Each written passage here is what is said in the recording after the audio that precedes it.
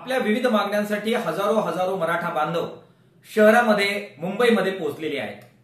या आंदोलकांची कोंडी व्हावी यासाठी तेथील हॉटेल बंद करण्यात आलेली आहेत।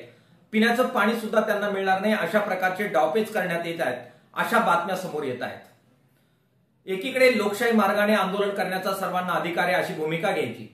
आणि दुसरीकडे मात्र आंदोलन करणाऱ्या आंदोलकांची अन्न आणि पाण्या वाचून कोंडी करण्याचे प्रयत्न करायचे ही लोकशाही विरोधी कृती आहेच, शिवाय मानवतेला सुद्धा काळीमा फासणारी अशा प्रकारची ही कृती आहे। ज्यावेळी अशाच प्रकारे हजारो शेतकरी बांधव किसान सभेच्या नेतृत्वाखाली पायी चालत नाशिक वरून मुंबईला पोहोचले, त्यावेळी ठाणे आणि मुंबईच्या शहरवासियांनी पुढे येत आपल्या घासातला घास आपल्या ह्या शेतकरी भावांना, बहिणींना आणि मायबापांना देत मानवतेचं उत्तुंग दर्शन घडवलेलं होतं।